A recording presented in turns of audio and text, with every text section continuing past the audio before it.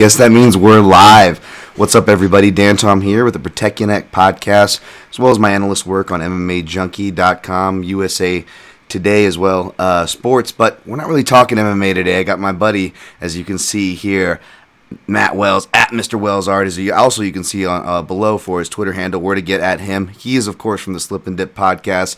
You may have seen him from places from Fansided, many other outlets. Again, usually within the MMA media space, but as we'll briefly talk as we get into, that's right, NBA talk, the last dance recap. Both me and Matt have a soft spot for basketball, but particularly this series. So what better time? Probably the only time, right, Matt? I mean, how often is 90s nostalgia going to come up in this form? How often are dynasties and any sports team, going to, have that much of a winning title, much less the stories that we saw, right, Matt? Yeah, 100%. And I mean, when you think about the 90s, I mean, the Bulls ran the 90s, right? Yeah. I mean, not only the Bulls, but obviously MJ's prime. Like, that was the 90s. That was 90s basketball. That was 90s culture. Like, we saw a little bit of that throughout this whole series. And I really loved the way that they highlighted a bunch of things that we'll get into here in a few minutes. But I think they did a good job of encapsulating how big of a deal it was, especially for all these new kids out here that didn't get to see Jordan play. Yes. They love to say, "Oh, LeBron is bigger." Like, no, sir. No, sir. LeBron is not bigger than MJ. Never will be. Yeah. MJ is a whole different stratosphere. And again, caveat here, folks. The 90s decade, thankfully, was the only decade I really tuned into NBA. Maybe we'll touch on it. I'm not going to try to go down that rabbit hole. But a lot of the things, even a young mind and stupid mind like myself was like, as much as I like these Sprite commercials with Grant Hill, I have a feeling the league's going a bit too much money, corruption. There was league, issues with refs. Tim Donaghy wasn't the only mobbed up ref. I'm not going to die on that hill. I'm just saying there were a lot of things that killed my fandom. So a lot of the things I can judge about LeBron aren't very fair. I can tell you that he and his mother were sweethearts because I used to actually park his car back when I was a Forum Shops valet. He tipped very well for his Phantom that he drove in, and we took care of his mom on the regular, who at least at that time was living out there. So I knew more LeBron as the person, and he was a sweetheart, so I don't want to talk bad, but rounding it back to the Last Dance, Matt, and it's funny when you go look up things, and again, they're more pertinent, prevalent. They're more, people are already aware, probably listen to this if you've been following sports, as I admittedly haven't. But Scottie Pippen, for example, was weighed in on the LeBron Jordan argument that you're talking about. And there were a lot of moments, particularly in the episode tonight, which we'll talk about too. Maybe it's a recency bias, but how about episode 9 when, and we'll get into the whole flu talk and all that stuff, Matt, but that, there's plenty of those moments, and I'm going to hang on to that one because it just happened where Pippen was just like, even when this guy was sick, he was still the best. And, whether you want to agree with that or not, I'm not going to fight you on it, but you can't deny how powerful that was. Yeah, that was huge. That was huge because, I mean, that's one, not only just that moment and the ability to go out there and perform with whatever ailment was really happening. I mean, tonight, they try to say it's food poisoning. We hear all sorts of things. The flu, was it a night in Vegas before? Was it the hangover game? Whatever have you. But Pippen was absolutely right in that. He still went out there and gave it his best effort. And Jordan's best effort is leaps and bounds better than pretty much everybody. So, I mean, it's incredible to see him go out there and still do that, knowing that he was nowhere near 100%, still was able to go out there on that stage and perform at a high level. And that just speaks to the type of talent that Michael Jordan was, man. Like, nobody could touch him. Nobody could touch him, no matter what. Absolutely. And it's funny, man. I don't know about, if you're seeing it on your timeline. I don't have a lot of basketball. A lot of outside anything. Like, I really try to weed out things because it's just the world is so loud these days, right? But I did see some Jordan saltiness, and I say that not because as a big Bulls fan. Let me just, before we jump into this series any further, Matt, and you can please give an introduction to your background, because again, we're not talking MMA here, and so perhaps there's not MMA people watching as well. And thank you guys for joining. Please feel free to add in the comments. First time I'm using a certain software, so I already saw some thumbs up and things come through, but if you want to add any questions or comments, we'll address those as well going on. But man, I'm a Bulls fan, yes, I guess is what I'm trying to say. So before people think I'm going to come and defend Jordan, first of all, people don't know. If you didn't read my Twitter bio, as you can see here, at Dan Tom MMA, Scottie Pippen's #1 fan. He's my favorite player. So that being said, sometimes I worried then and even now, and Les will talk about why watching this series, that I was almost a borderline Jordan hater, and people couldn't get that. They would come ready to tear down Jordan in arguments, back in the 90s, right? I posted pictures when I was a stupid, little kid, but my mom will tell you, man, like, they couldn't have dinner parties, Matt, without, like, me accosting everyone who was a sports fan and, like, just owning them and spot, because they'd be like, oh, look at this cute kid, what the fuck do you know? And I'd be quoting stats, and I'd be like, and the 3-point line wasn't even at the same place as it is now. Where's his credit? Talking about in reference to Jordan and Pippen's 3-point finals records. And people will be like, what the F? So believe me, I'm not in any way like a Jordan mark, but I came away from this series respecting him more. Therefore, to my original point, was kind of surprised to see a lot of saltiness and a lot of old wounds rehashed. Did you see any of that? My off base here? But I mean, it was just fun. That's the fun of it. I'm not hating anybody. You don't have to like Jordan. That's not what I'm saying. I'm not trying to come at people, but right. No, what it did for me, it reminded me of being like in that moment during that time, middle school era, prime Jordan era, where there were people that I went to school with that were basketball fans that hated Jordan. Like, I remembered those days, and I was just baffled by that. Like, how can you hate this man? Like, I had a family member who grew up in Indiana, and that was like during that whole series, like the Indiana versus, the Chicago thing, like, hated MJ. And I'm not talking like, no, not just because he was the rival guy. Like, no, he hated MJ. I'm like, what do you mean? There's other people I went to school with that would like I like anybody other than Jordan. Like, oh, he's like, I can't stand him. I can't stand to watch him play. Like, what? Like, he is the best ever. The best ever. How do you not at least appreciate what you're watching? And I get we were younger and we're children now, and I'm sure that those people's opinions have changed over the years. But still, in the moment, to hear those words come out of people's mouths like our age at the time, yeah, it just blew my mind. Well, again, and we, just because we're talking about NBA, obviously there's gonna be a lot of parallels to MMA here, at least from my perspective of it. And you hear about this, like you hear like the John Joneses of the world, at a certain point talk like people don't want to see you win at a certain point. Now, obviously, John Jones has done stuff since then from his character. I'm not trying to go apples for apples here. I'm not trying to, put the microscope on him. But there is a certain amount of truth to that, right, Matt? As far as like people don't like to see a guy win. And I'm not trying to say Jones or Jordan is cocky or cocky is bad by any means. But if you're dancing around those areas where you're confident, rightfully so or not, but you're confident, it does seem to also rub a lot of people the wrong way as much as it inspires, right? No, yeah, absolutely. And that was one of the things I think it actually came up in the series. I forget which episode, when they were talking about, they want to see you win until they want to see you lose. Like, you win enough, they want to see you lose eventually, right? And that's just part of it. I mean, that's truth. I can remember most recently Patriots in the NFL world. Yep. I'm like, all right, I'm tired of seeing you guys win. Let somebody else win. Yeah, that was like a take from both like casuals and hardcores alike, right? That was one of the common grounds there. That's a good example as well. I mean, even that's even true when the guy that's winning is one of your favorite athletes too. You kind of want to see him have a little adversity. You don't want to see him go out there and win every single year.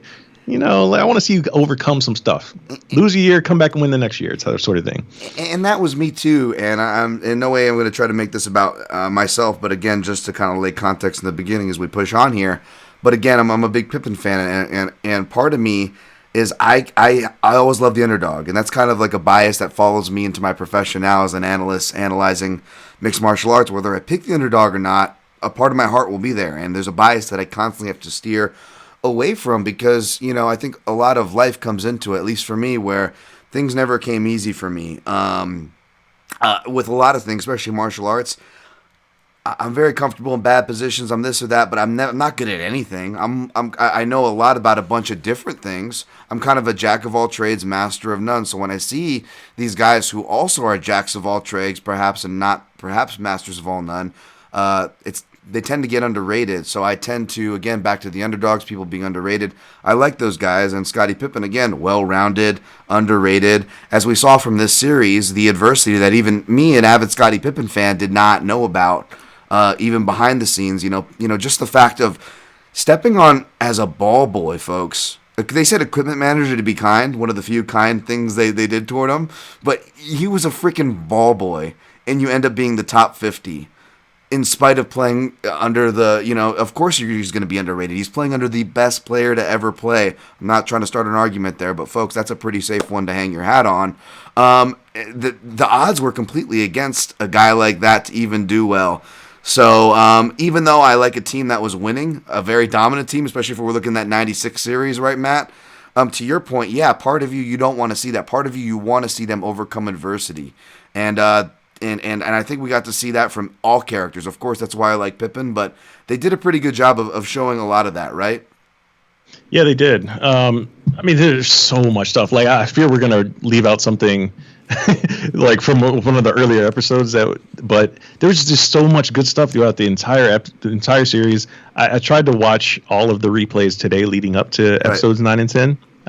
Just to kind of get a little bit of a refresher. But yeah, man, there's so much. Like, you hear about like Scott Burrell, for example. Like, I didn't know like he was such like a a lackey for Jordan in oh man, in a sense. I don't know if this is the politically correct term, so forgive me, but dude, he was the whipping boy of the Chicago Bulls second chapter.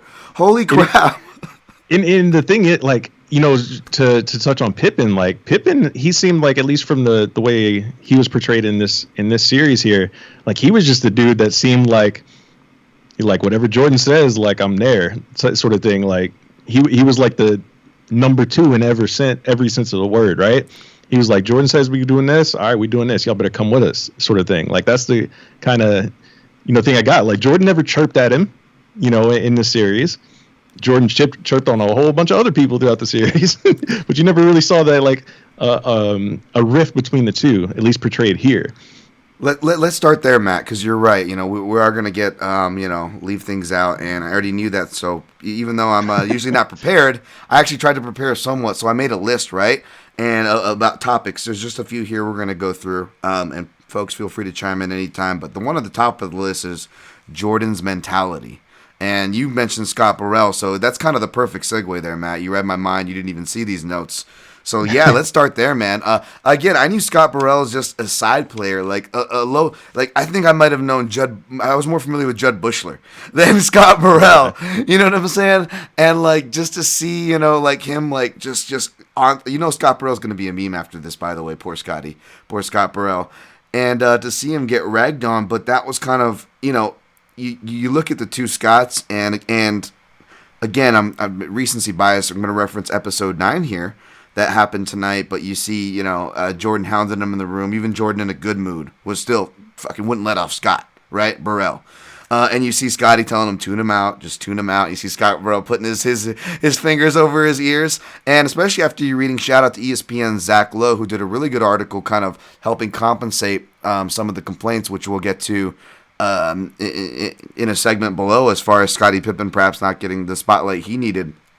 But in that article, he talks about him being the good cop and kind of the mother. And that's not to emasculate or demean Pippen, because that's a very crucial role amongst alpha males that you need to work together.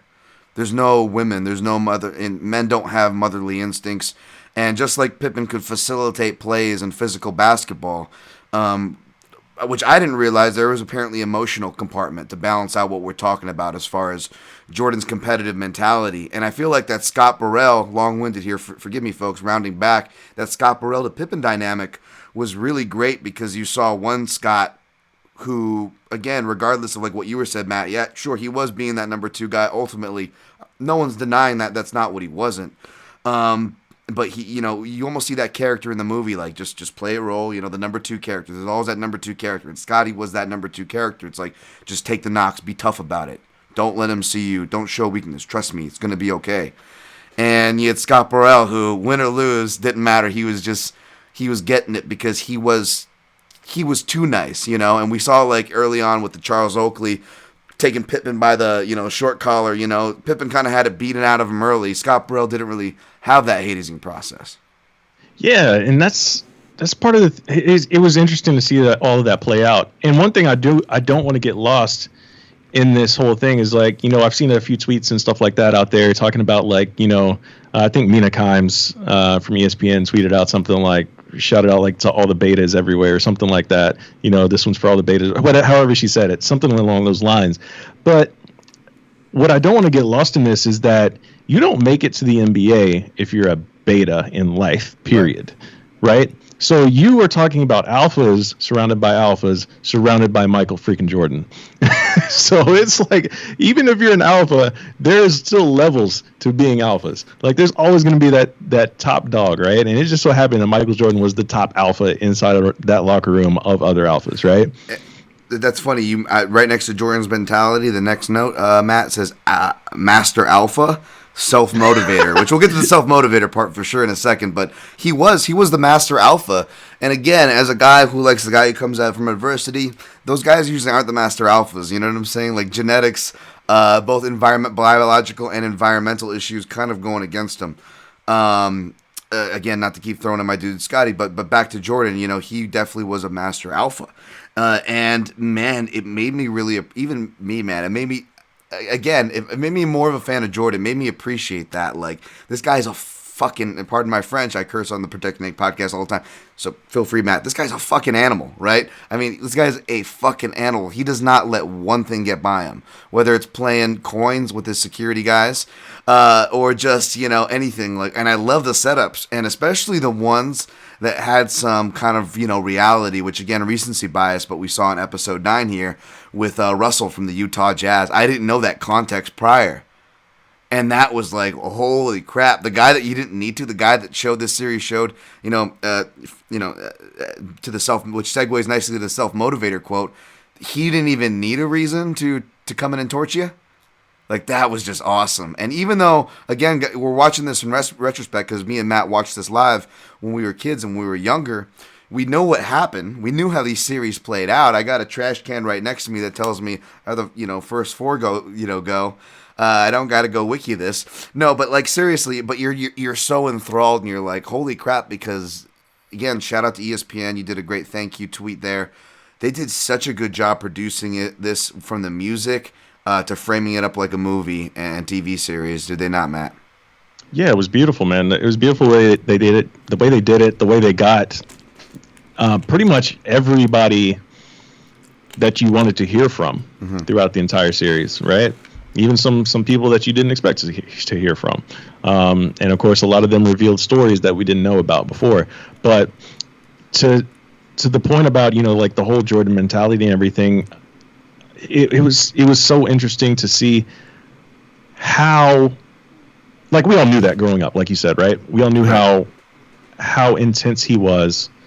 But to see, like, the behind the scenes stuff, like you mentioned, man, like with the quarters with the security guards, like, dude was always on, and that's before a game, after a game. Like, he was ready to compete, and it was just like one of those things, man. Like, you can't, like, it takes a special sort of person. Some people will call it a little bit borderline, like insanity, a little bit, maybe a maniac in a way, however you want to word it, whichever word of choice. But it's extremely rare to have that level of competition. Like, for me personally, like when I played basketball games, like in high school or whatever, like it was like, all right, I'm focusing just on this game, and after the game, all right, I need to go chill somewhere. Like, I need to go relax. Jordan was like, what's the next thing I can compete in?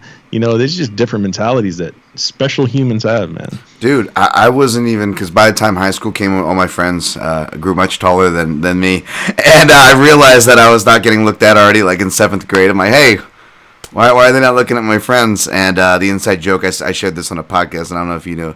I didn't grow up in like a black neighborhood by any means, but at the time, like most of my friends were black. We played basketball, and I was definitely that Asian kid who didn't realize he was Asian. Let's just put it that way. I wasn't Jamie Kennedy, all right, from like whatever that thing is. Like, I wasn't a wigger or whatever you want to call it, folks. I don't know if that's politically correct. I'm sorry, folks. I'm from the 90s. But it was very much like the Fresh Off the Boat. I don't know if you saw that Eddie Huang series, yes. And and he talks like he's like a New York hip hop kid, and I didn't talk like I'm a New York hip hop kid, but anyways, I was very much about basketball. It was my life, and I didn't make it to any games, even on that level, like you said. But I remember, like, we would all, because our neighborhood, like, it was just kind of crappy outdoor courts, right? And we had to get on our bikes and ride to the to this really like rich neighborhood where there was this place. I remember it's still there, Silver Springs Rec Center, and they had like one of the only indoor courts in Vegas that didn't charge. But it was a trek to ride your bike up there. Our parents wouldn't take us or anything, and it was within reach with bikes. So only once a week we would do it. We would ride up there. I would have my Air Pippins.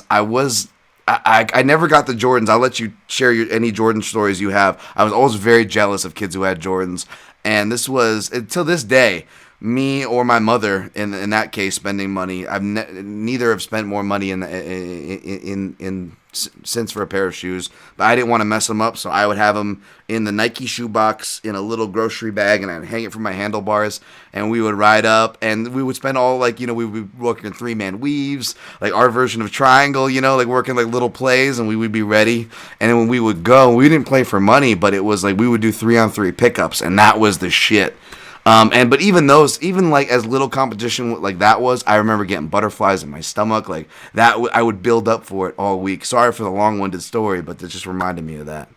Yeah, man, it's like playing ball back then, man. We were always motivated, by what we just witnessed on TV, whether it be like, we would go out there and try to do something we saw Jordan do or whoever other player during that time.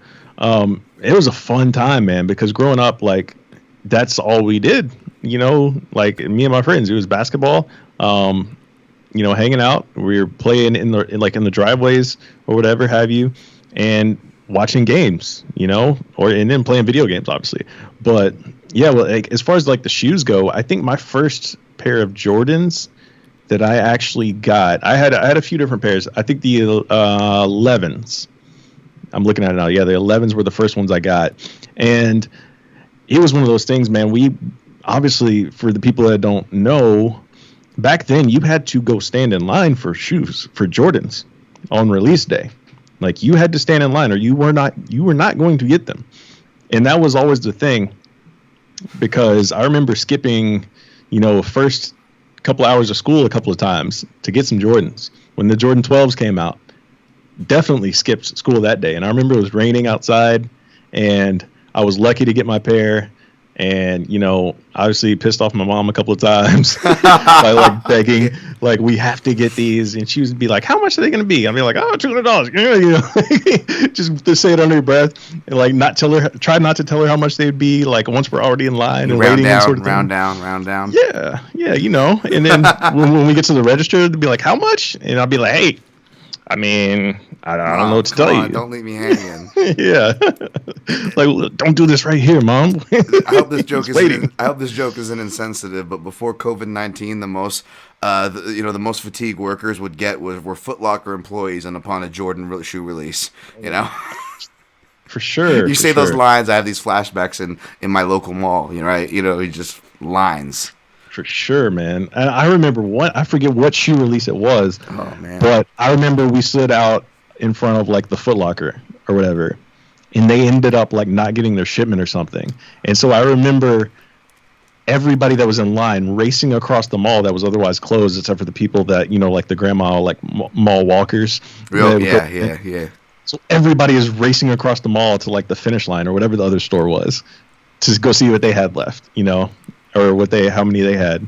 And it was just things that I will never be doing again, obviously, at this stage in my life.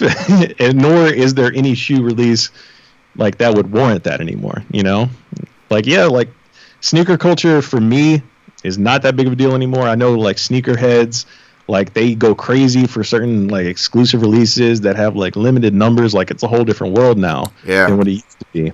But to get the Jordans on release day and to go to school with them or whatever, like, and I remember not only if you had the shoes, but if you were hooping in them, like if you were actually playing in them, that was a whole nother thing. Like, people would be like, man, you are so disrespectful to your shoes. Like, I got him to play in them. Sorry. Yeah. Or for me, but that guy could play. He's playing. He's making it worth it.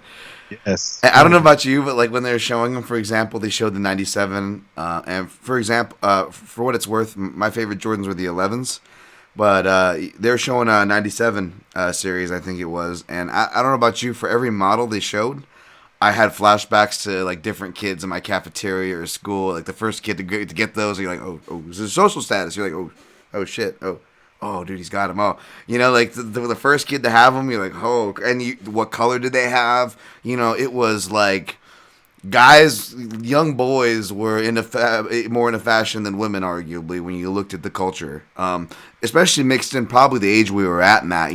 Anywhere from that junior high to high school window. Even like I'm watching. I went to watch Can't Hardly Wait last night to fall asleep. Let me revisit an old movie from my nostalgia. And again, not about the Chicago Bulls, but that kind of era, the '90s especially, or that age period, which we both checked those boxes, Matt, which was the social status, right? There was so much social status. Who were you? And a lot of that was how you wore, and it was funny how the Jordans became such a trademark of that, and something that they touched on the episode 10, the very last episode. Like, this guy transcended race, religion, culture, country, borderlines. It was insane. He really transcended all that. Yeah, and one of the quotes in the series, episode 5, I actually wrote this down because I wanted to remember which one it was from, where the guy, I want to say it was a security guy or whatever have you, walking by the camera as MJ was going to the bus, he said, that's what you call a Pope and Jesus phenomenon. And that's what it really was like, man. It was really like that. People just don't understand. Like, these kids these days, they don't know unless you lived it. It's a whole different sort of thing. Like, yeah, LeBron is great. Yeah, Kobe was great. Neither one of them had the movement worldwide like MJ did, man. No, and we do this with MMA, and I hate when we do this, even though I'm the first to admit that pound for pound, all-time great, it's all subjective and stupid, and that's the first note we should note off the top before anybody goes gung-ho and starts preaching. Because even the people themselves from the George St. Pierre's and whatnot will tell you, like, that's up to you. I don't consider myself whatever.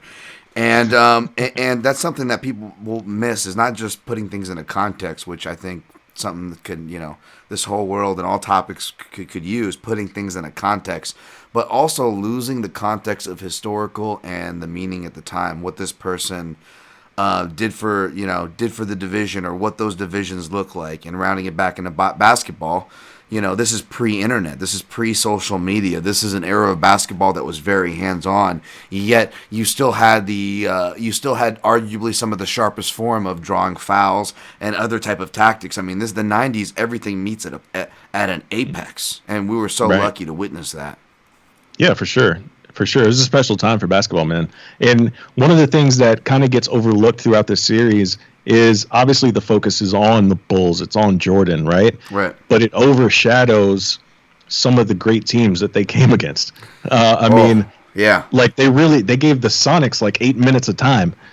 That Sonics team won 64 games that year. And they just happened to run into the team that won 72 in the Bulls. And you forget that because of how good that season was, Yes. Totally. And that's a good segue too. But as we segue to that, Matt, just any last thoughts on Jordan's mentality, on that master alpha stuff that we were talking about? Anything surprise you, sway you, or make you even more of a fan? I think the funniest thing, like not necessarily a surprise because knowing his ego, and seeing it over the years, how it's played out, I think the most funny thing that I didn't expect to see was that time, I forget which episode it was, where he said that one player said that thing to him. He's like, all right, I'm going to get you next game or whatever. I forget what series that was. There's so much to try to recall right now. It wasn't BJ. It wasn't that. It was before that. No. Yeah, it was before the BJ thing, where he said, the young player said something like "nice game, Mike" or whatever, and then he's like, "I used that as motivation to go get him the next game."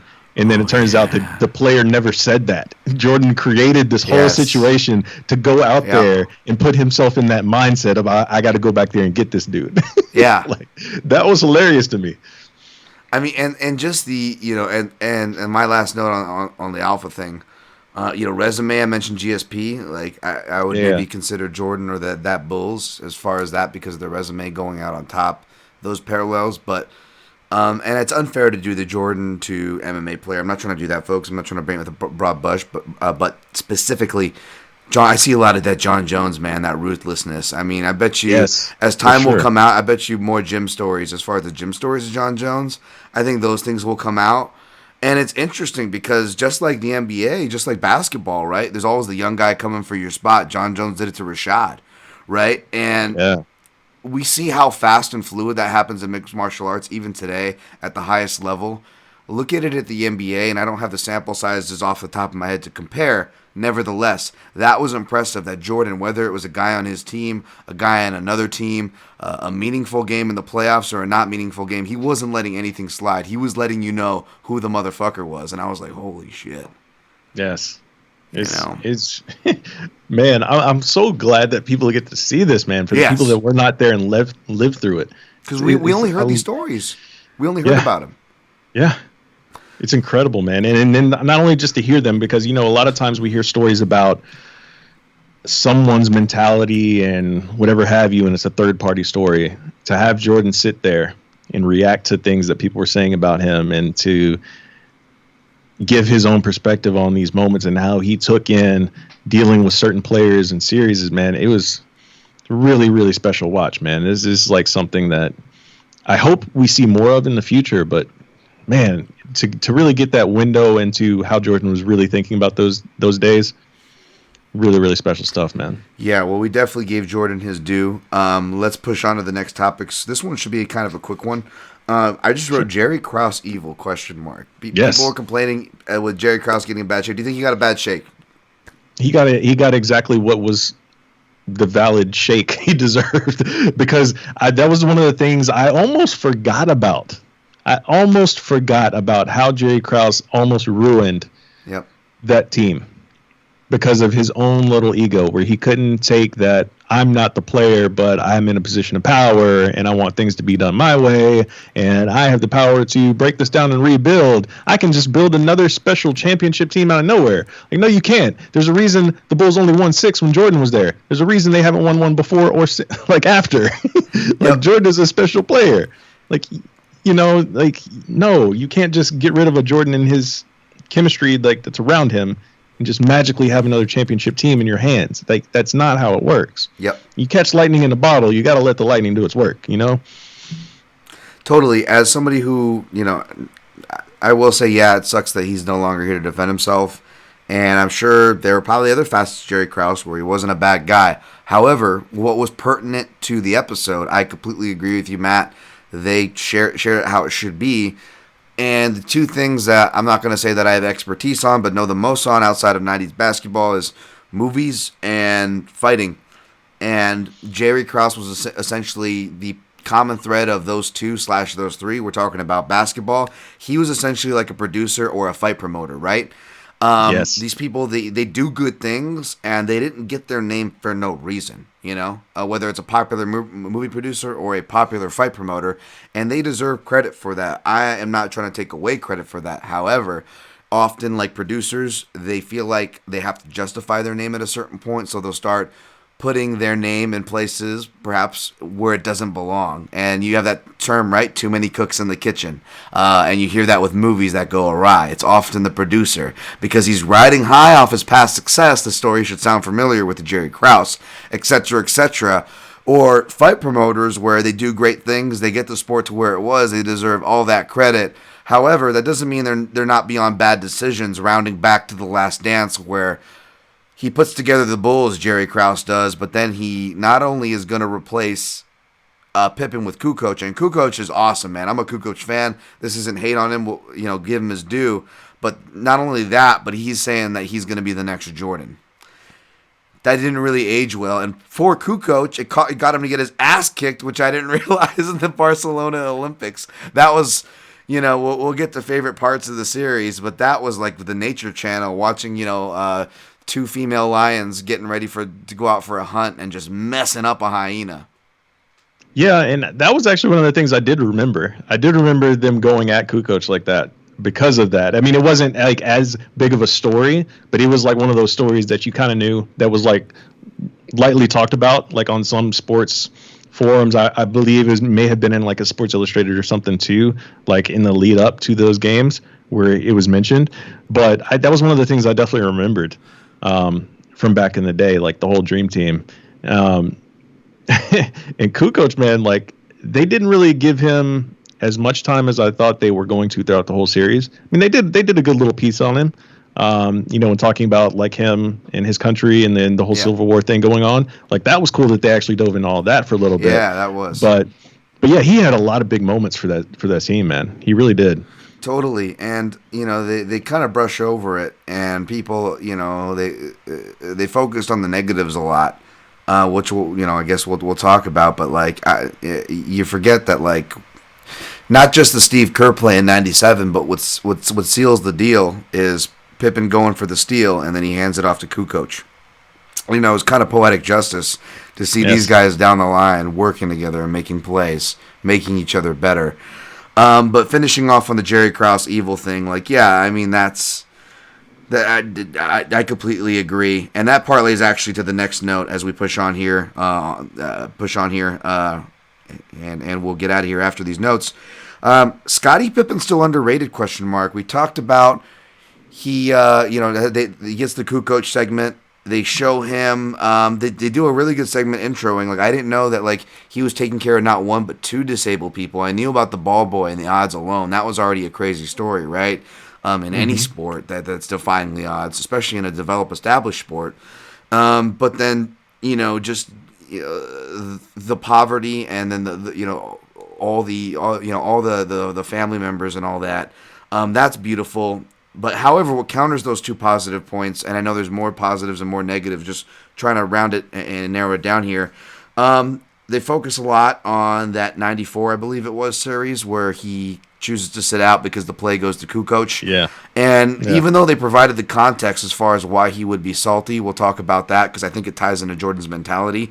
I feel like that episode, people were hanging on to that, but I feel like they missed the point of that episode. The point of that episode was the effect that what we talked about, Jordan's mentality, how it had on people. It either broke people, shaped people, or like many people said and corroborated, it helped Pippen more than the others. However, when Jordan left, Pippen kind of had to be that man, and it was against his type.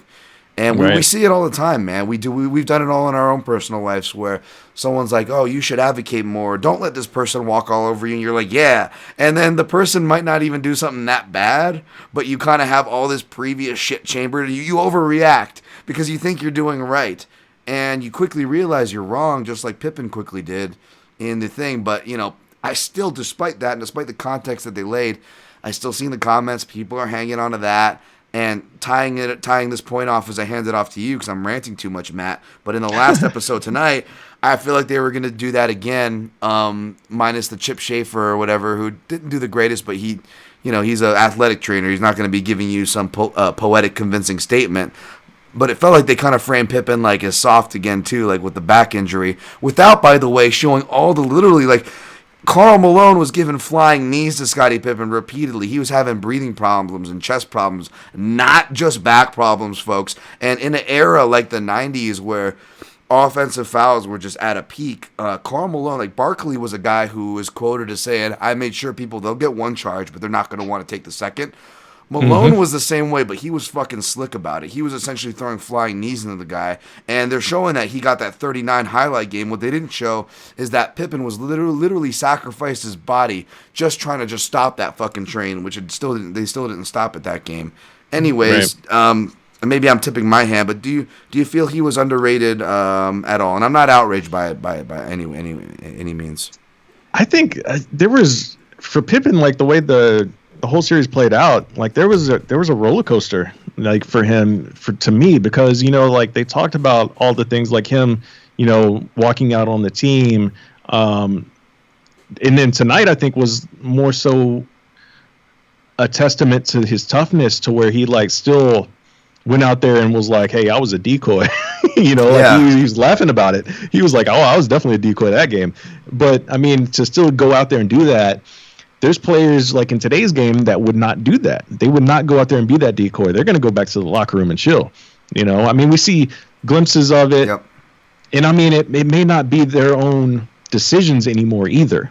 Like, it could just be medical staff being more strict. The optics of things, of how we're treating players and stuff today could be very different. True. True. But it's like one of those things, like, I think back to, like when the Warriors, like when Klay Thompson messed himself up, and he still went out there and shot the free throws, and then of course he had to walk off the court, with the ACL. The same with Kevin Durant with his Achilles, still had to hit some free throws before like going off the court. In today's game is different, man. If somebody has that sort of back injury after they go to the back and get looked at, and they're like, I don't know if I can play, yada yada yada. Sure, sometimes they're going to let you go back out there, but if you don't pass a certain series of tests, they're going to be like, no, we're not putting you out there. I don't know if it's like, just insurance purposes. They're trying to look out for things more. But for Pippen, like, as a whole, man, to get back to that, he's the ultimate teammate for me, even though he had moments where there was selfishness, but at the same time, there was moments where he was unselfish, like when he decided to take less money and stay with the team, right? And not get his market value, because he understood what he could be a part of with Michael Jordan ahead of him. He was like, we get the right coaches here, we can be something special. MJ is MJ. Like, he recognized that. He was like, I need to be here with that. Money's gonna come, and money did come, and that's one of the things throughout the series. Yeah, his wife got on Twitter. He was like, "Yo, he made over $100 million throughout his career. He's all right.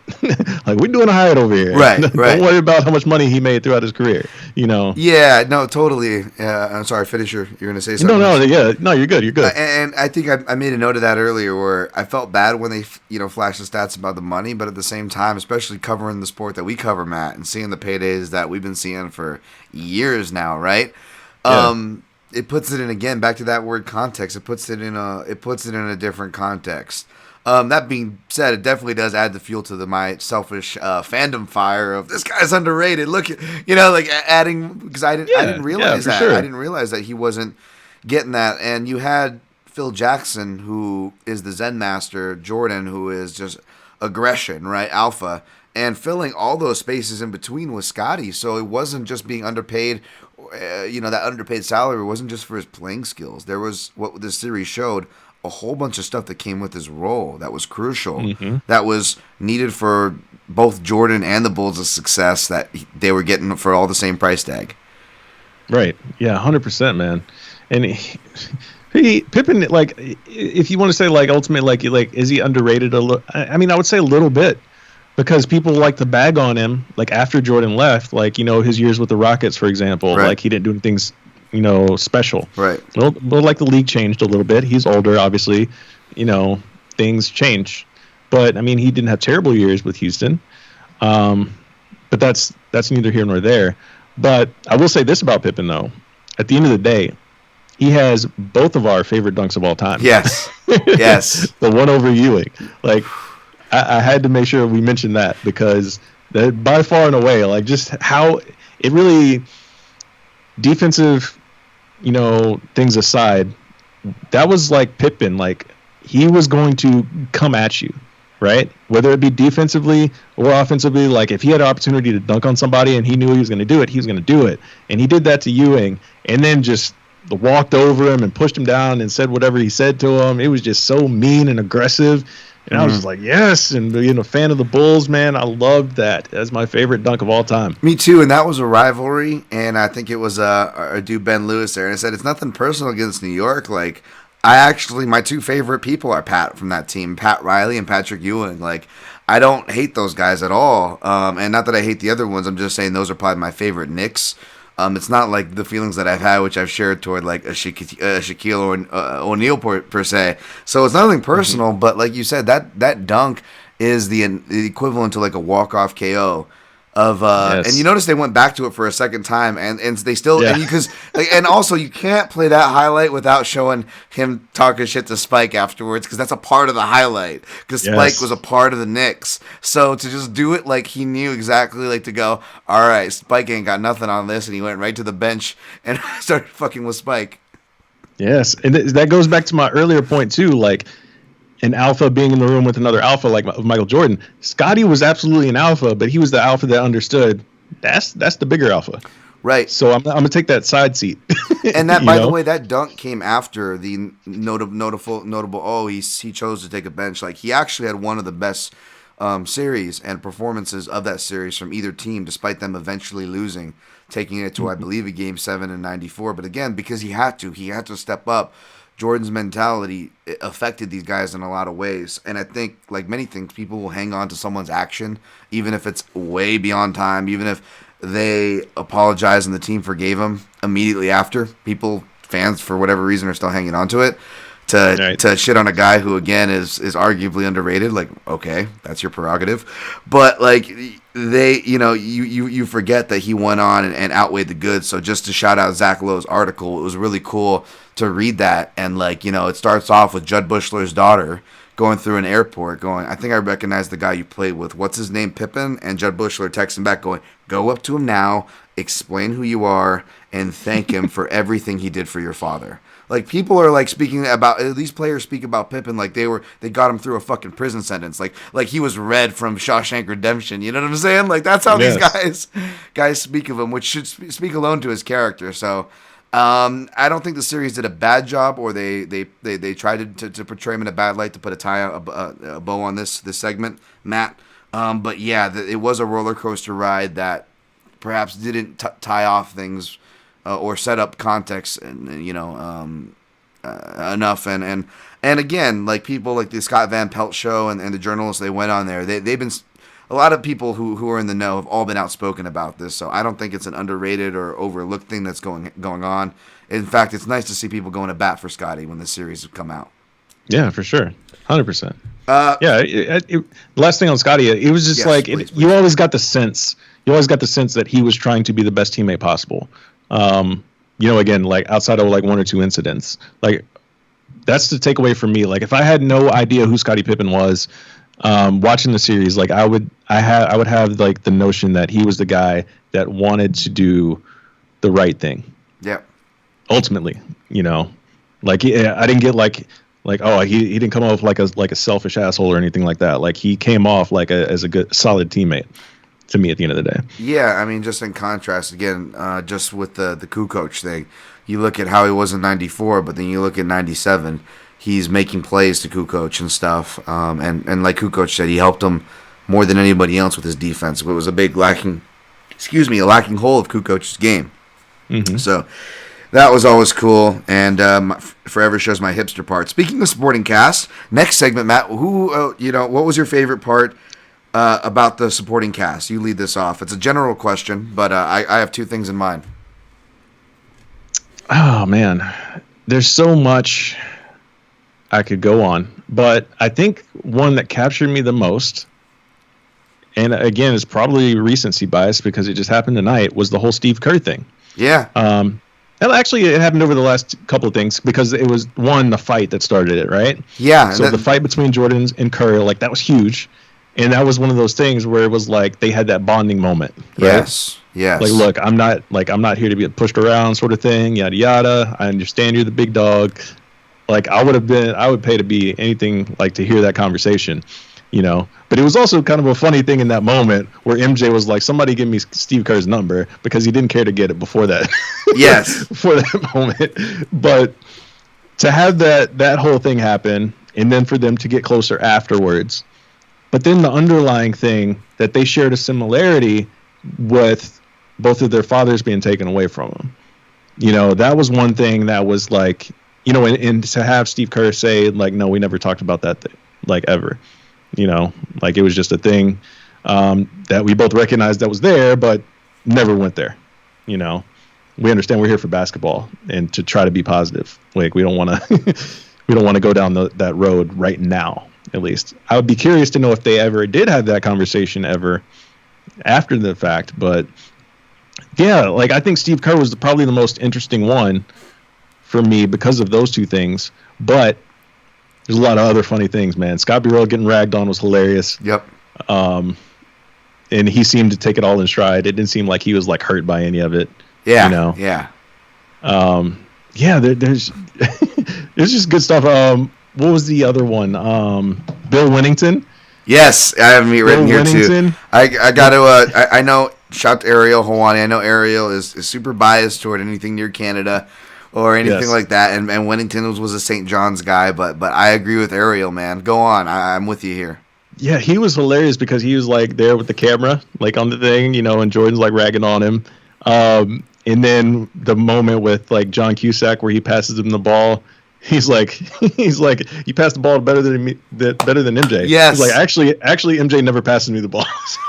Like did Wennington always have this character and developed it late in life when you're watching these interviews? But then when they show that Cusack moment, which is in real time in the 90s, mid run, right? Like early 90s.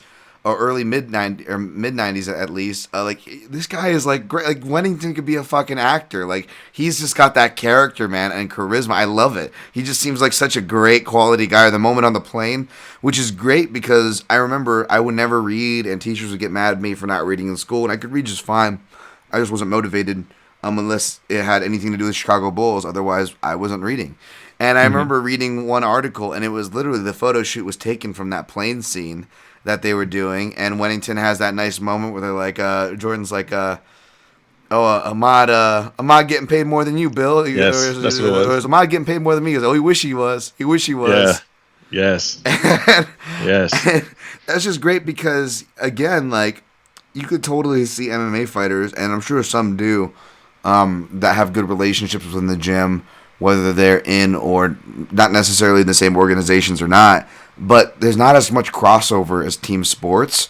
So unless you come from the wrestling rooms or certain things, whether it's the big brother mentality or the professional mentality or anything in between, it's not as well groomed. So like being able to return, especially if you've grown up playing any sort of team sport, to see that locker room kind of back and forth on that level was awesome. Which is also what kind of made the Birmingham Barons portion awesome, to see Jordan return to the smaller level of that, the more human level of that, which was cool. Yes. And that's one thing, since you brought up the baseball thing. Yes. Everyone likes to look at that. Not everyone, but some people love to just bag on Jordan doing that, right? Right.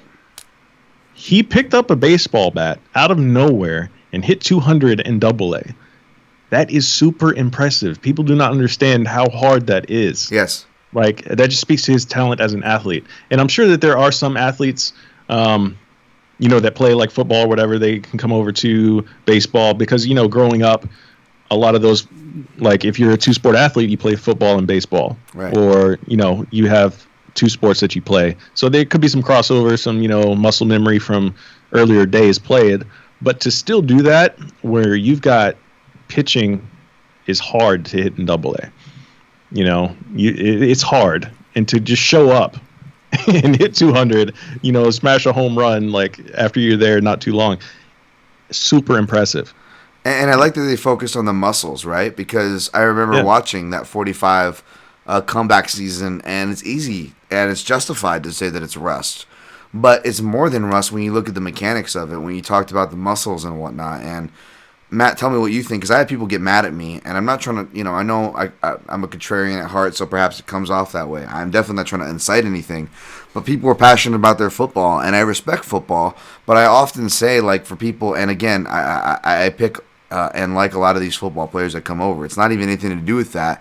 I just always warn, because we have a long track history now of high-level football players that try to go over in MMA. They haven't done that good. Everyone likes to shit on Brendan Schaub, but he might be the most highest level football guy to highest level MMA guy balance when you balance both those equations from where they're coming from. And I'm not talking about a 1 or 2 off like a Herschel Walker, and I'm not trying to shit on Strikeforce, which I love. I'm just saying as far as consistently against a decent sample size of competition, we don't see that. People get upset when I say that, Matt. And it's not at all because I'm trying to disrespect football. The point I'm trying to make is just because you're a high-level athlete and you play a high-level sport, it doesn't mean it crosses over. In fact, it more often than people realize or give credit to, it does not, which plays into your point about Jordan playing baseball. How crazy that was. Yeah. Wild, man. It was wild. And then for Terry Francona to get on this documentary and say, if he had 1,000 at-bats, he would have made the majors. I didn't... like, what? That was insane. And that was around the time where I was still kind of following baseball. You know what I'm saying? Like, I still got my Barry Bonds cards, man. Don't challenge me. And all these things. Like I know I had to flash the Birmingham Barons card in the Twitter post earlier. But that was a great point. And last thing about Wennington though, and in this last episode when they were like talking about the, I think it was a game against the Jazz. It was the one easy game they had in the series, perhaps in '98. Where like everyone scored except Bill at a certain point.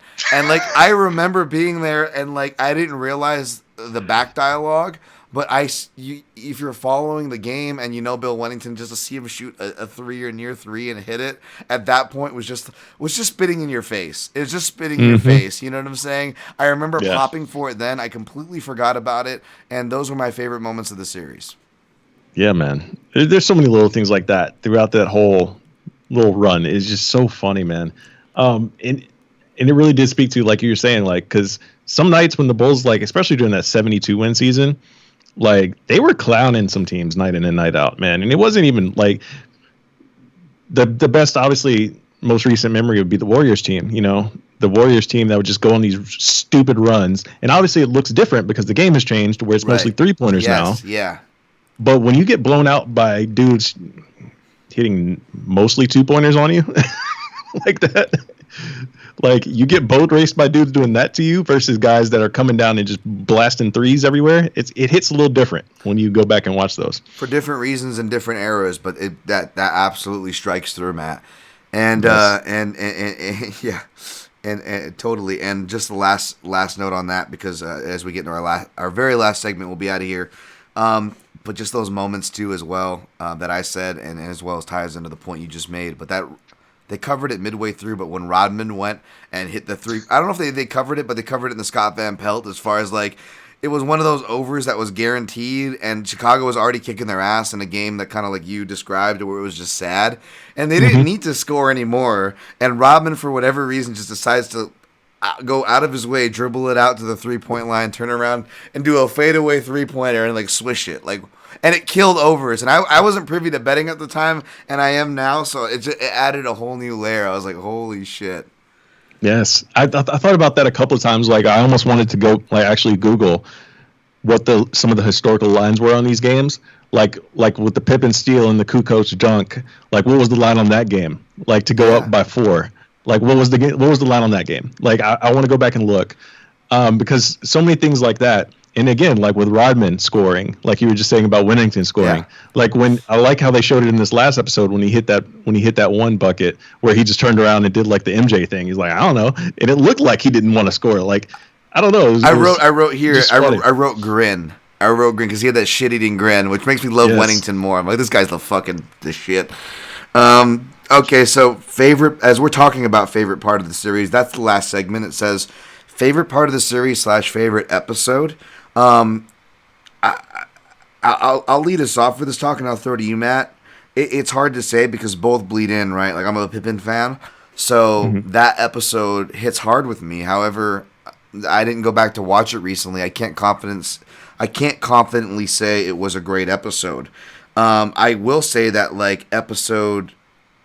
I know an early Jordan episode, which I'll get to in here in a second, was one of my favorite. I don't know which episode it was in particular. That was definitely up there. And the other one that gets up there, and again, this might be recency bias, was episode 9, because you have the Indiana Pacers in 98.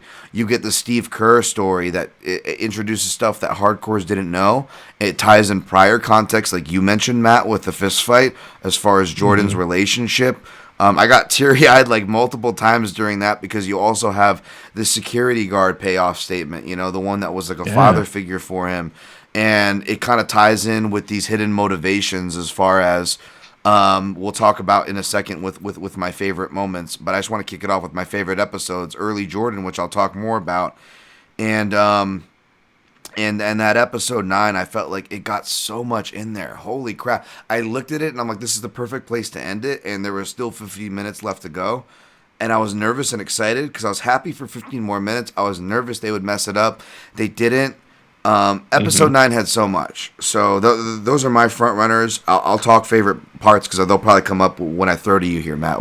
What were your favorite episodes? Do you disagree with anything I said? No, I agree with everything you said, because all of these, I don't have episode that I don't like. I'll say that. So they could all be considered a favorite, but I guess one that stuck out the most to me, and this was the one that I was looking forward to the most to see how they actually played it out and, put it on screen. When I heard about it before any of this started airing, was the one with Kobe. Yes. Considering Kobe is now no longer with us. And when I heard that Kobe was going to be in this, I was like, man, I'm really looking forward to that episode to see what they say about their relationship, what Kobe said about MJ, and the way that all hit in episode 5, I think it was 5 or 6, one of those two. That's got to be up there too. I know that's just a moment we're talking about, but that was a good episode. Yes. Yes. But I mean, just even in that vacuum, because Kobe gets so many MJ comparisons, their games mirrored each other's in a lot of ways. And to hear them talk about their relationship, he was like big bro to me. Kobe said MJ was like big bro. And to see them, highlighted in that All-Star game and basically to see MJ talking so much shit about him before that All-Star game too. Yes, on the sideline too was hilarious. So, but it was cool to see. But compared to the examples we were citing from this series, it was oddly enough. It was, and I know editing, the magic of editing, and you could say Jordan has final cut, and of course they're going to be kind to anybody who dies, much less Kobe. For sure. All those things aside, I still will argue, from what we saw, Jordan, there was a respect and the reverence of how he went about it. There wasn't like from Scott Burrell's own teammate to the guys he made shit up about, to the Dan Marleys of the world, Phoenix Suns, those personal vendettas, or Russell from the Jazz, right? This was different, and I love that. Like, that was one of my favorite, since we're talking about series and moments to close this out. Episodes, again, we're both kind of shoddy on it, and the recency bias / number 9 was just too damn strong to deny.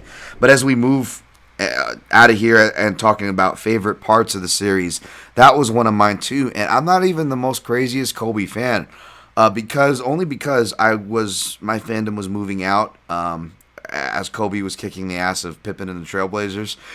So that was the last of Kobe I really saw. I didn't really follow up too much, and so I'm not going to talk. However, I will say, even though I despise Shaq, Rick Fox, and whatnot, obviously I liked Phil Jackson, who didn't get enough credit for that Lakers run. But I never was a Kobe hater. And I'm not saying that because he's contrarian. Danton would tell you how it is. No, I never was a Kobe hater, and I always respected his game. So to see them respect each other, Jordan and Kobe, was just special. The fact they captured, you couldn't script footage like that, right, Matt? Like the pre-talk in the game, like, hey, you see this Kobe? Like, no one was talking about Kobe. Like, everybody was being, jovial. The levity was light because you could tell it was an all-star. Like, these guys are here to get paid, and Jordan's like contemplating, hey, watch out for this Kobe kid. He's gonna come up strong up the center. We gotta, like, he was, and that spoke volumes to me, man. That was one of my favorite part of the series, right? 100%, man. Just like stuff we've never heard before. I mean, obviously, like this whole series is filled with new footage and stuff like that, but I never envisioned like actually getting to hear MJ shit on Kobe before the All-Star game. Like, yeah, just, I mean, like when I say shit on him, like he wasn't like, right. No, totally. Degrading him or anything like that, but he was just to key in on him like that. At least from how they showed it. I'm sure he was probably talking about other players too, but just the way they cut it up, like, I'm gonna allow that to be the moment, like, just to have that. It was crazy, and that was crazy to see that, and that was beautiful. That was one of my favorite moments of on that episode. You get Magic Johnson going in the locker room, and I love Magic. He goes, because you see the street, and then he goes, "Oh, this is the mother." And then you see him see the camera, and he goes, "Oh," and he goes back into like corporate mode, because he's well trained at that time. He's already past the game. He's a well trained media athlete. And then how about I tweeted, I need that Bird Jordan gif, because it was a similar moment. Bird, congratulations, and Jordan. And again, even with win or lose, you see him shaking the hands of Reggie, Malone. They're showing respect to each other. Maybe a little bit like, oh, I knew it was going to be tough. Oh, we're coming. Oh, I knew you were going to come. Like, but that's the extent of it. Larry Bird, fuck you. That's it. Just, because you hear these stories, too, of Larry Bird being an underrated trash talker. You judge him by cover. You're like, oh, look at this by-the-book farm, white boy or whatever, unfair criticism you want to lobby on him. And dude, Larry Bird was a motherfucker, man. Yeah. And you know what? I think that's one thing, if anything, they left out about the series was the amount of shit that Jordan talked on the court. Because if Yes. you can go, I mean, that's actually readily available. If you go back and watch any other Jordan only documentary, like done in years past, that is very well documented. Yeah. But they really didn't even touch on that throughout this entire thing, like at all. Really, it was kind of weird, looking back on it. But Jordan talked the most trash out of anybody, and I remember as a younger kid learning that. I was like, wow, really? Like he's that mean? Yeah. On the court. Yeah. I mean, you see it behind the scenes, like with the Scott Burrell stuff and like the Jerry Krause, bullying Jerry Krause behind the scenes. But like on the court, he talks so much trash, and they never even really mentioned that during the series, which was kind of interesting. No, totally, and that's where I get where the final cut criticisms come in. Yeah. My last favorite parts of the series, you mentioned it earlier. I wanted to save it. Of course, the West, from the Lakers 2000s era to even in the 90s, Stockton kind of talks about it. I'm not trying to demean them. They were tough teams, obviously, but I don't know if this is an unfair way to characterize it. It was just, so I'm not trying to say it wasn't, but it was more on paper slash what's going to attract box office teams as far as big names, big organizations, franchises. Whereas the East, especially in the 80s and early 90s, was like this quiet, rough and tumble, like hard sect of the league that forged, as we saw, forged the Pistons, helped forge the Bulls and toughen them up, and again, kind of harkening back to episodes that they're great moments and not necessarily episodes. I think episodes 7 and 8 were the ones that showed Jordan being very vulnerable, explaining his play. Like those episodes had really great moments as far as showing Jordan's mentality, but I can't say they were as well done episodes as the others. But when they're showing his mentality, that was one of the things I liked before he which is becoming popular now, right, Matt? When Jordan has break, But before that, what does he say? It's the stuff before that gets me when he's saying, he's like, because it's that scene where I always appreciate the bad guy in the comic books, because the bad guy in the comic books was never born a bad guy. He was born a regular guy.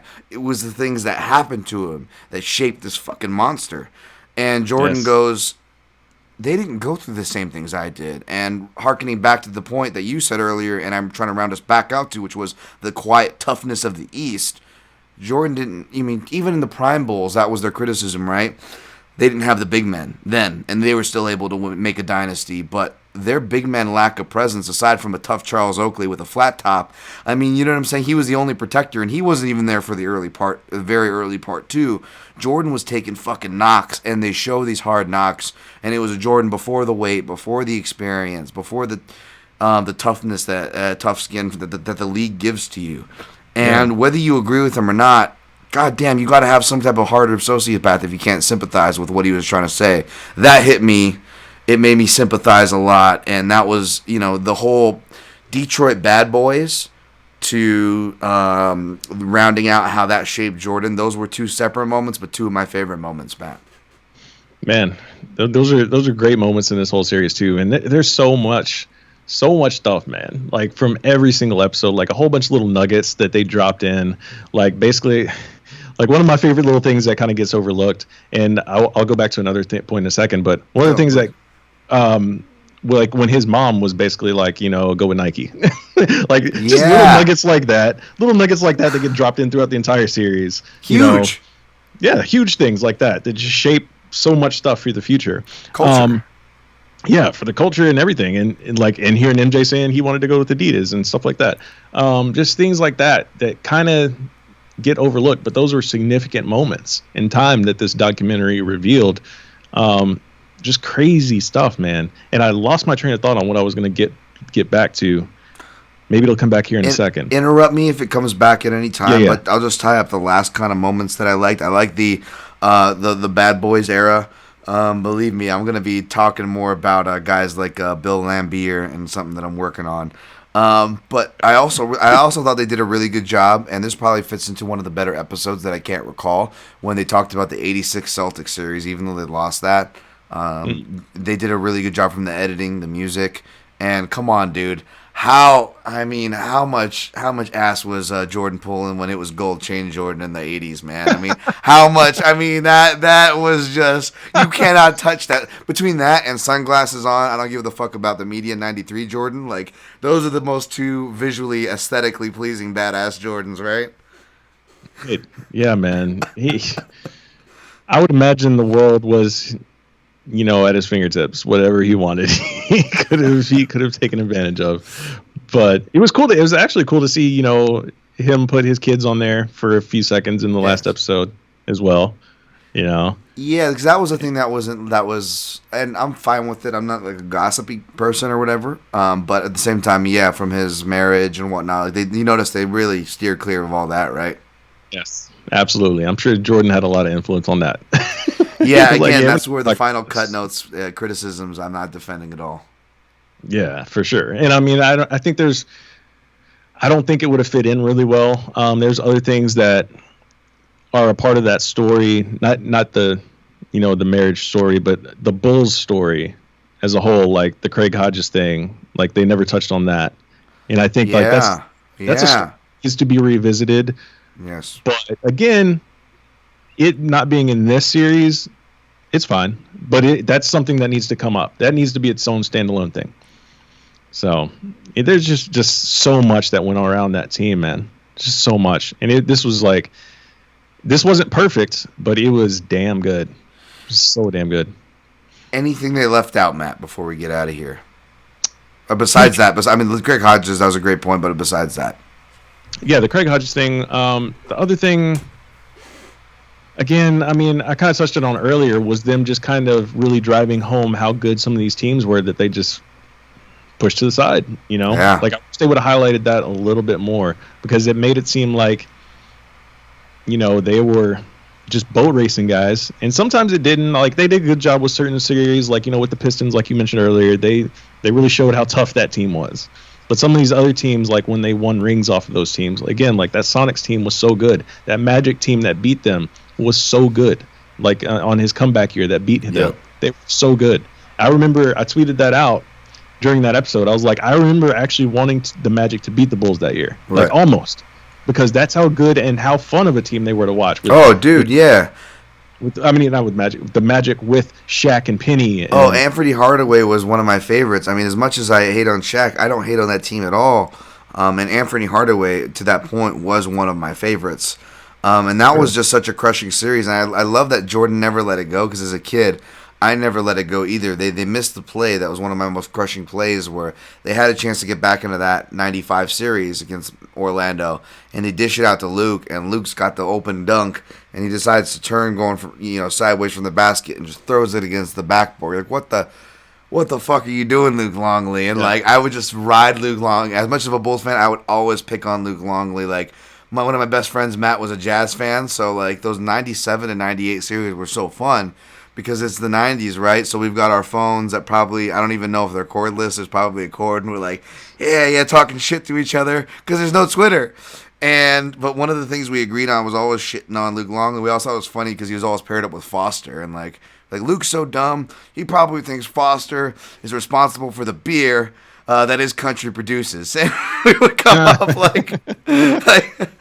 so it's just, this series was really great. Like you said, there's probably, parts of the series that I'm forgetting, but I really like the highlight on those East Coast teams, to your point, on how, yes, as well as the teams in the finals. Like, even that Suns team, was a really tough team. And, I used to shit so much on Barkley because he came off a certain way, and he was one of the guys that, said something, really, almost like borderline racist. I remember one time on that Wang player from the Mavericks when he came in, and I'm like, this sour motherfucker never won a championship. But I watched this documentary on Barkley for something else I'm working on right now, and boy, just like this documentary, The Last Dance, it really, again, you don't want to. This reminds me of a point before we get out of here. You don't want to judge these people because you don't know. And I'm watching and now I'm becoming a fan of Barkley. I'm like, I'm not agreeing. There are certain things, like Bob Costa said, you just can't defend Barkley for. But if you know his intention and where he's coming from, and then you see his backstory, I'm like, I got a new appreciation for this guy. And I think The Last Dance kind of did that, because this one last thing I'll leave it off on, and then we'll work our way out of here, Matt. This has been fun. But one of my favorite moments, again, as a Pippen fan, as somebody I said at the top of the show, I borderline worried about hating on Jordan, because what is it? And I'm sorry if I'm messing this up, folks. It's either the 96 or 97. I think it's the 96 against Seattle, where they win, and that's the one where Jordan is hanging onto the ball, right? And he's kind of crying, and Randy Brown tries to get the ball, and Jordan's not giving it to Randy Brown, right? Yeah. And we'll touch on the episode. They do such a beautiful job showing how far that goes. But here's my live reaction to that, Matt. Again, contrarian, young, stupid kid, Dan Tom, Scottie Pippen fan. Doesn't like ball hogs in general, and I'm just like, not that Jordan, was an unfair compare, but I'm just saying, just the action that he was doing. And I'm just like, man, because, just everything you hear is Jordan. You didn't hear enough about, the team or my guy Pippen. And I'm just like, Jordan, you get everything. You've gotten do you have to have that? Can you give Randy Brown the fucking ball? It wasn't about Pippen or anything, but it was just more like, come on. And again, it's not Jordan's fault, but it's this human nature we have to criticize without knowing, right? Yes, and I'm absolutely. like, so in my selfish head, without my ignorant perspective, I'm like, what a selfish. I'm like, come on, Jordan, this is a good moment. And I remember I almost let it ruin the moment for me then, live, because I'm just like, why can't you just give fucking Randy Brown the fucking ball? This guy this is his first championship. He wasn't a part of the 3 that you already have, bro. He ain't going to taste that. Let him have the ball. And the series, as it shows, which one of my favorite moments is Glove, who was another nice guy who I used to park his car at a certain time, and he was another nice guy. The Glove's talking, and he's Gary Payton, and he's giving this really good breakdown. It's a really good technical breakdown that almost is like MMA, right? We're yeah, that's how you break down these talented Anthony Pettis guys that can just do anything, like Jordan moves, right? Pressure, keep beating into him, keep pressuring him, you make him tired. And I'm like, holy shit, and I'm getting into it, and then it cuts to Jordan.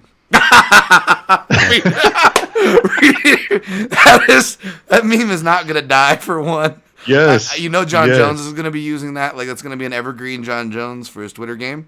But for 2, they explain to you, what does he do? He doesn't. It's not just a great moment, which it is, or him being an asshole, which it is, and I'm not saying that in a bad way. But he explains, he goes, there was more things going on, and you realize that it was the father thing, back to the Kerr tie-in. And it was the game was going on Father's Day, and I remember that. And you're like, holy shit. And then they show the footage of him going in the locker room. That wasn't an act for the camera. He wasn't being dramatic he was breaking the fuck down after what was a long and grueling series, and he already defied the odds of what we touched on, how hard that baseball comeback was. That was one of long-winded. Sorry, Matt. That was one of my favorite moments of the whole thing, because I was like, it enlightened him. I feel like the biggest asshole. I was like, yeah, it makes sense. Yeah, man. I remember tweeting this out, I forget after which week, but I was like, this whole thing is just a plot to get more Jordan gifts for the internet. Yeah, that was a great tweet. That was a great tweet. It's perfect. We got so many, especially in this last episode where, Stephen Wright tweeted out, he was like, they could have ended the show after that reaction right there, and it would have been perfect. Perfect. I forget what the line was, but in this last episode, there was a great one. And there's just so many things like that, man. This whole series gave us so much, man. And one, stuff that we didn't even really talk about, how they talked about the greatest game never seen or whatever, the Dream Team scrimmage, that whole thing. They touched on that for a little bit, where truly, people... Oh, that was great. I think people don't really grasp how great the Dream Team was. There's never been a more apropos name for a team ever in history of sports, period, than that team that got built and the names that were on that team. But that, even that was just a little side story in this greater story of the whole Bulls thing. I mean, I wasn't an 80s aficionado, but by the way, for people that think I'm a Lakers hater, my favorite Lakers team was, for what it's worth, Elgin Campbell, Eddie Jones, all the bandwagons Laker fans don't even know about this Lakers team. So like, there's my fucking Lakers cred. But by the way, I loved going back and watching the classics before my time, which was Magic. Yeah.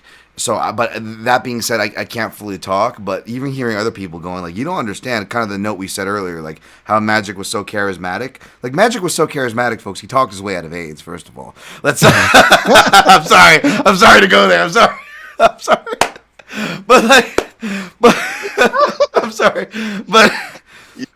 But Oh God, no, but like, that's the but funniest shit I've back heard. to that scrimmage footage, right? Like to see him lose his shit, like that didn't happen, right, Matt? Like just No, seeing him we lose his never saw- shit. Never see that. No, that was insane.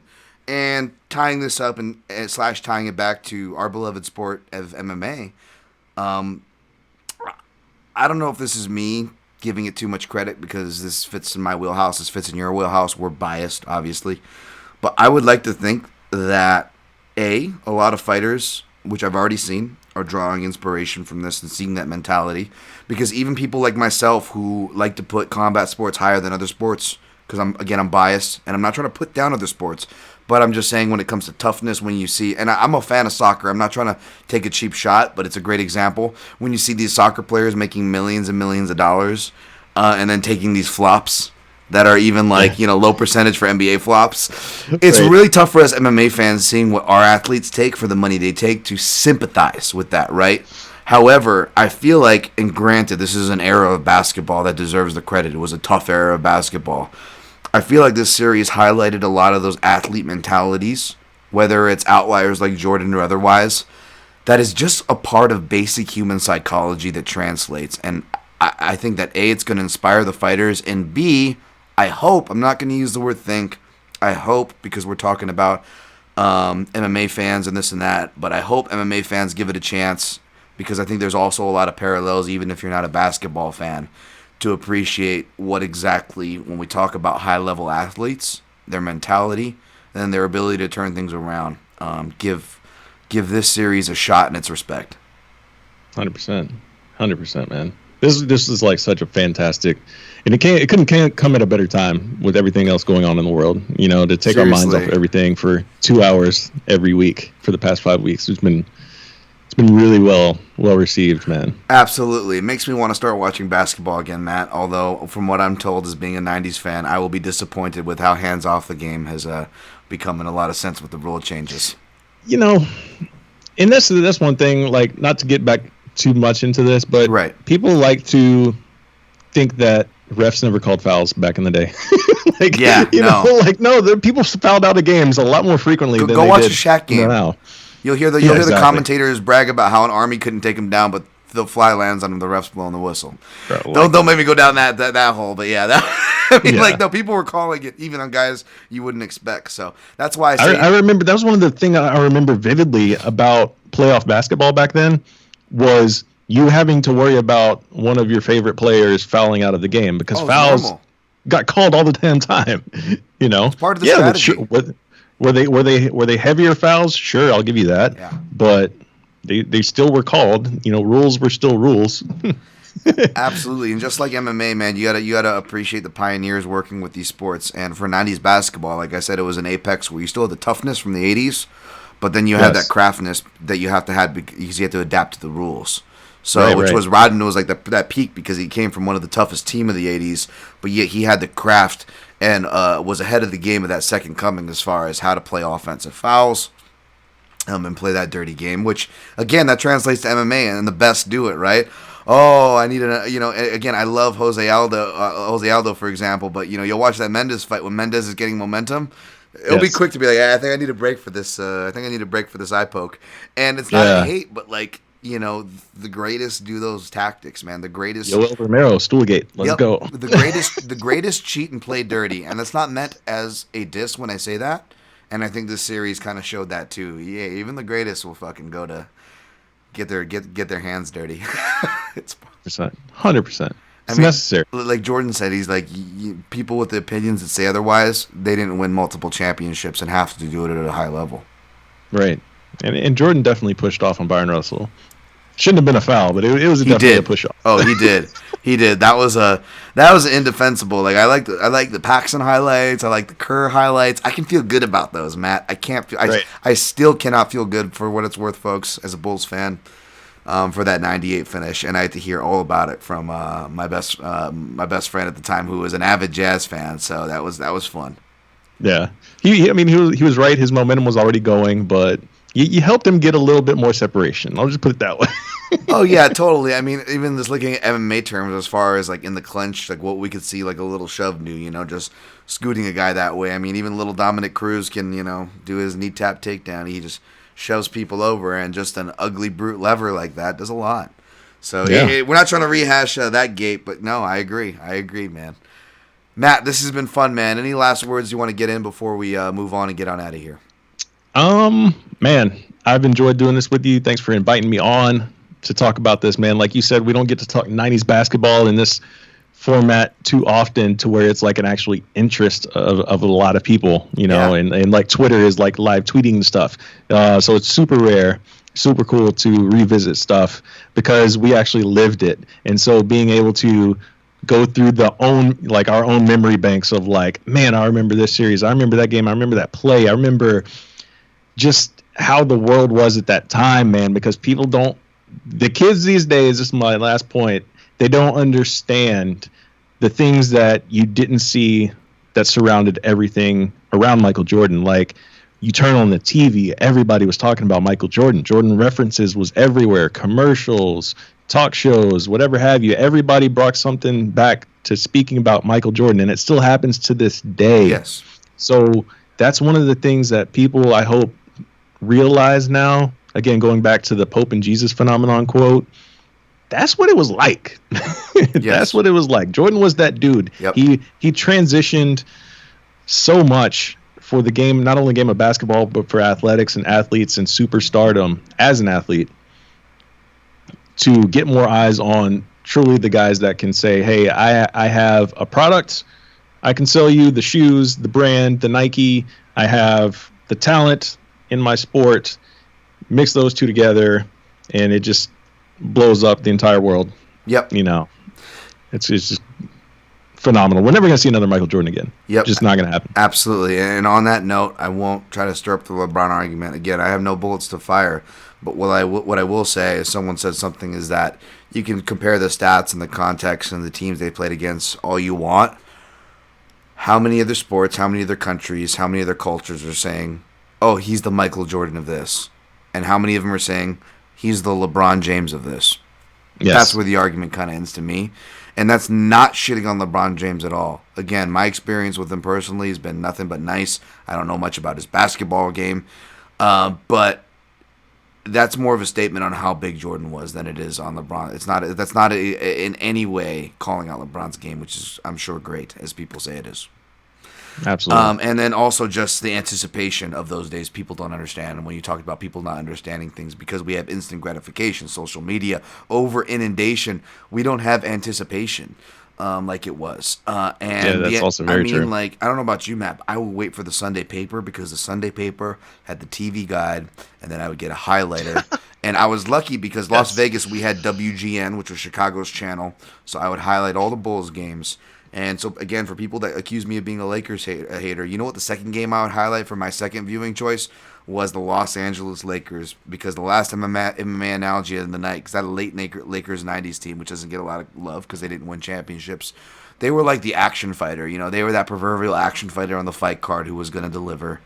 And 90s basketball was kind of full of a bunch of action fighters that I was talking to. Shouts to Tommy Elliott on Twitter, that, again, not only people shitting on Jordan unfairly for his basketball transition, but they don't realize what that allowed to do as far as letting the league, which was potent, breathe with talent, letting players like from Pippen on his own team to the guys from other teams like blossom, and that created pretty much a league of action fighters. So you could say what you want about the Bulls' dominance, you could still watch an NBA season, and it was so freaking fun in the mid-90s, man. Oh, 100%. 100%, man. All right, such good times. Thanks, Matt. Of course, you can follow Matthew Wells at Mr. Wells Art. Of course, there you can subscribe to all his work. I love the Slip and Dip podcast. Make sure you are following that. Of course, you follow me at Dan Tom MMAs. You can also see on the screen below, that is both of our Twitter addresses there. This podcast on all social platforms at the PYN Podcast. Yes, we usually cover MMA, top 5 shows, event recaps, breakdowns, and everything kind of in between. So follow me there. Thank you for humoring this basketball letting us step out inside. I feel like this show should have been sponsored by, what was that last thing, Matt? What was that 90s company with a commercial where it was like, the adult in me was excited to talk about The Last Dance, but the kid in me is losing his mind, and it shows the kid version of both of us. Like that's what this podcast was. It was essentially the kid version, but was fooling you, was behind the mic the whole time, folks. Yeah, I'm drawing a blank on that, but I know exactly. I don't know if it was like Chex Mix or some shit like that, but it was some kind of weird American product where it was like, but the kid in me is going crazy. Right. Oh man, I'm gonna have to Google that as soon as we get off of this. Hit us up either at Mr. Wells Art or at Dan Tom MMA. I love the people that come through and give the corrections and omissions. Until next time, everybody, and appreciate the classics in whatever sport you love that came before. Stay healthy out there, and always, you know what I'm gonna say: protect your neck.